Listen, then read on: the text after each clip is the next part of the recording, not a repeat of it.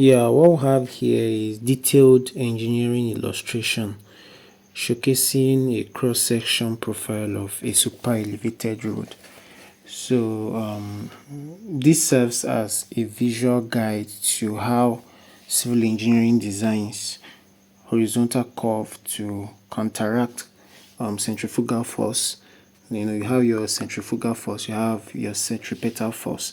So to counteract the centrifugal force, then manage surface water and ensure structural stability. So what do we mean by super elevation? So super elevation highlighted in the image with the letter E is the banking or tilting of the road pavement to a horizontal curve. So that means when you are designing your road, you have to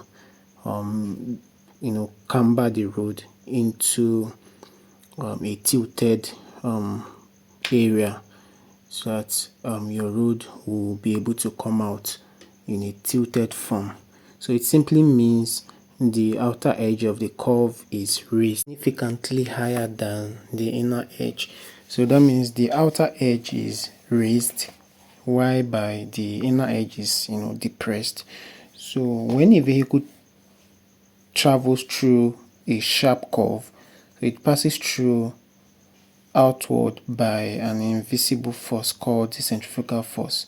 So it is pushed outward. That means when a vehicle is traveling through a sharp curve, it is pushed outward by an invisible force called the centrifugal force.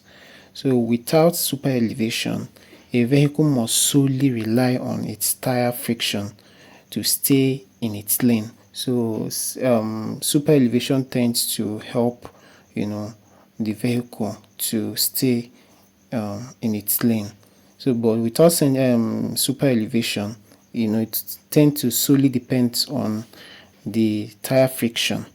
So this increases the risk of skidding or for large vehicles like trucks overturning. So the negative effect of this is that it tends to make large trucks to overturn. So super elevation uses gravity to help pull the vehicle inward. So gravity tends to act on the vehicle, so pushing it inward to the center of the curve.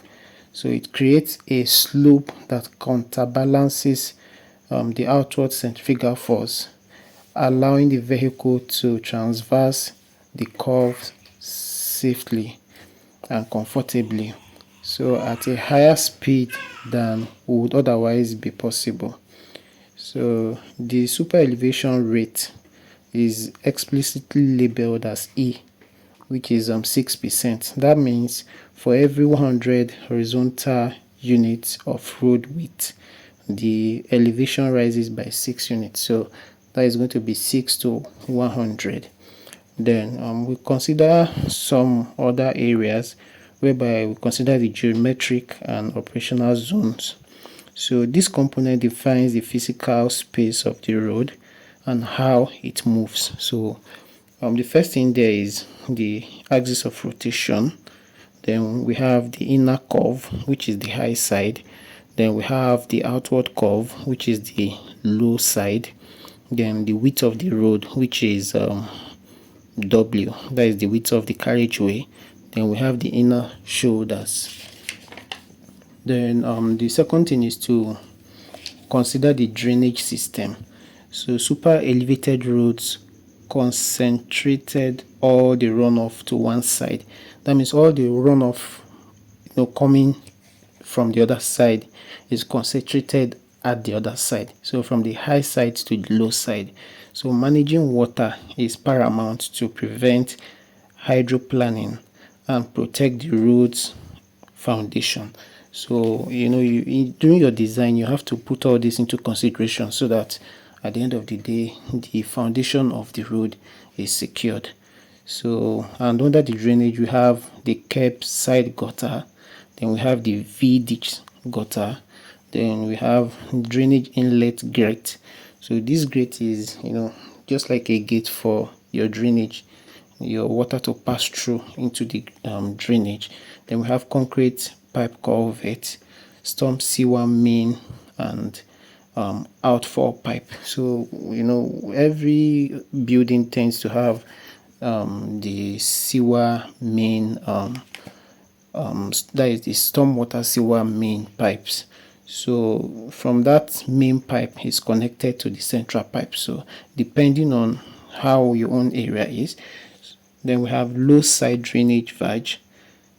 This low side drainage valve is the closest side to your paved slope, extending outward from the drainage, so acting as a final border before the natural hillside. Then the other thing we need to consider is the structural layer. So for the structural layers, we have asphalt wearing course, then we have binder course, we have base course, then we have sub base course, then we have sub grade.